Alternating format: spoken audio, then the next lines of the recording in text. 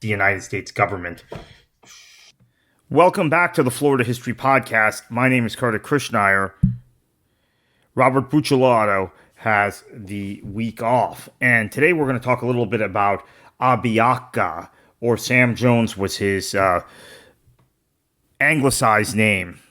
And Abiaka was born probably sometime around 1781, and he emerged as the great resistor, if you will, the leader of the Florida resistance of the native peoples, both the Seminole and Miccosukee, against the attempts by the American government to evict the natives from their land in Florida and send them to the Arkansas Territory, what is now Oklahoma. He himself was a Miccosukee. So in 1823, he was one of the signatories to the Treaty of Moultrie Creek, and by that treaty, the natives, predominantly the Seminole, had relinquished all claims to land in the Florida Territory in exchange for a reservation in the center of the Florida Peninsula, and payments, provisions, all of that to be supplied by the U.S. government. We talked about that earlier in a Florida podcast, a Florida history podcast during this series on the Second Seminole War. And that was supposed to be guaranteed for 20 years, which would take us through 1843. However, as we know, the circumstances change in terms of Andrew Jackson being elected president in 1828 and his Indian removal policy, as it was called. And so Sam Jones, Aripukii, or Abiaka, right? Several native names you could call him by. Arapika is probably the phonetic spelling, by the way. But anyway, he was a signatory to this treaty. And he was he traveled to the Arkansas Territory and had been a party to the Treaty of Fort Gibson, which we've also talked about, which was signed in March of 1833. Treaty of Payne's Landing is May of 1832.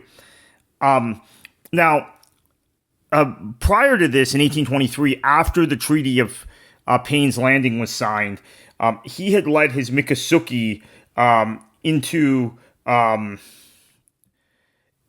the area around the Pine Islands, which is now in Broward County, part of the Everglades, right?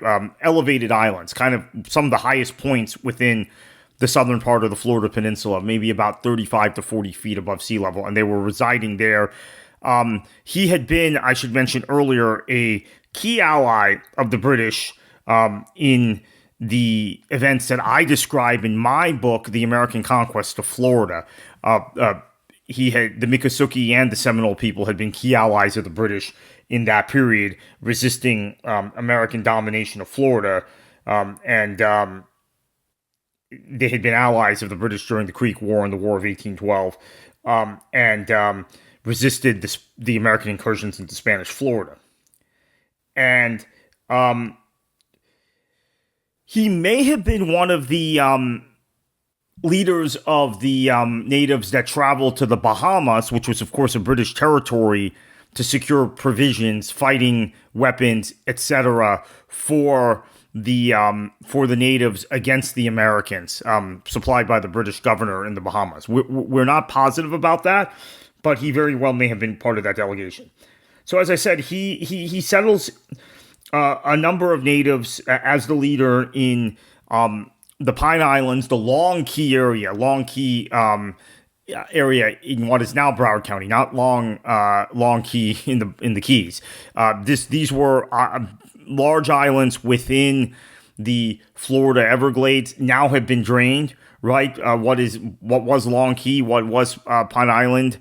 The Pine Islands are now squarely in the town of Davie, in Broward County, if you want to get your geographic bearings on that. So, and of course, we know that there was the Battle of Pine Island that we've talked about previously on this podcast, where the goal of the Americans under Major William Lauderdale was to track down Sam Jones. So let's talk about him during the Second Seminole War.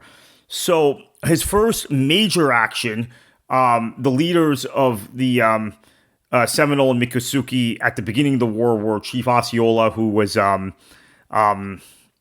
captured under false premises by General Jessup and died in Charleston, South Carolina in January of 1838, ironically, as his people were winning two great victories at the battles of the Loxahatchee in January of 1838.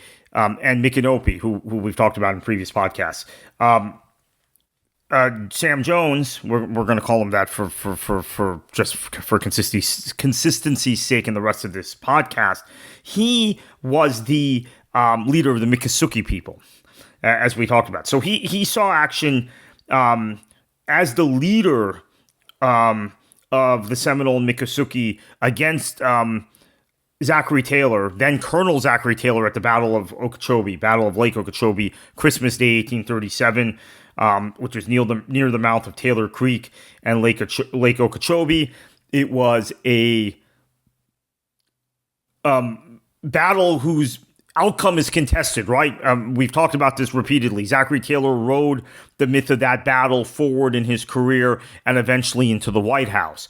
Now, Jones's forces, the natives, escaped virtually unharmed and fled to the Jupiter area, what is now Jupiter, near Fort Jupiter, which was a fort at the time, an American fort. The Battle of Jupiter Inlet, or Battles of Loxahatchee. Battles of the Loxahatchee is the name I prefer. It's been called the Battle of Jupiter Inlet. The Battles of Jupiter Inlet. Historically, there are two battles, two clearly defined battles, Powell's Battle and Jessup's Battle. We've talked about this in our episode where we talked to Josh Liller, who's the foremost historian of that area of Florida, about those battles. Jones was present there and was very, very instrumental. Then he flees back to his home, the Pine Islands. And in March of 1838, about 250 Tennessee volunteer militia and 38 U.S. regular troops under Major William Lauderdale captured the Pine Islands. Now, whether there was actually and this is obviously in modern day Broward County, whether there was actually a legitimate battle there or not, I dispute.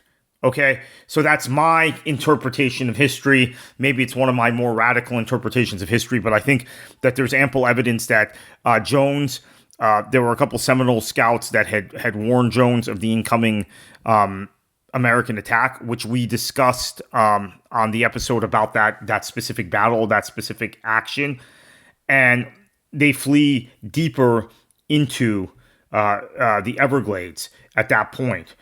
Deeper into the Pine Island region, right? Not that deep. Now, some do flee into Big Cypress, which is where they're going to wage war from for the next 4 years.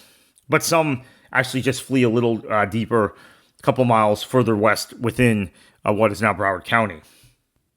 So from this point on, there is a guerrilla war. However,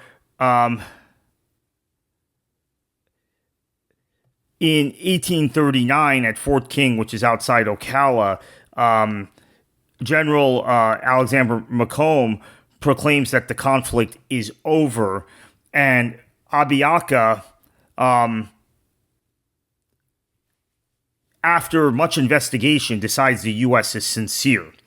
So he personally travels to Fort Lauderdale and to Key Biscayne, which were the two settlements in southern Florida, and declares that although he's going to remain the great war chief and keep the Americans in some sort of, he's going to try and keep the Americans honest, he is finished fighting the Americans for now. He tries to diffuse tensions from this point on, becoming kind of an intermediary between the natives that continue to fight the Americans in guerrilla action from 1839 to 1842. keeping his word, basically. And I think winning some serious, significant respect among the Americans. Now, there is a third Seminole War where he is kind of periphery to what happens. There are some accounts who say he was one of the leaders in some of the actions that took place in Big Cypress and the areas around Fort Myers. There are other accounts that say he was living fairly peacefully, serving as an intermediary, living at the headwaters of the Loxahatchee River in the Jupiter area, which would actually be somewhere close to where the battles of the Loxahatchee, which he had fought in January 1830, took place. In any event, he passed away in 1866 and had a very, very long life, and lived to be about 85 years old, and is one of the most significant figures in the history, the formative history of Florida, and maybe someone that doesn't get talked about as much because he was a native, but really significant life, important life, and had a huge impact on the conflicts between Native Americans and the United States, and also even going back to prior to the Americans taking over Florida, creating alliances between the Native peoples and the British. Thank you for listening. We'll be back next week. Robert will be back next week, in fact, with me, and we'll be back with another new episode of the Florida History Podcast.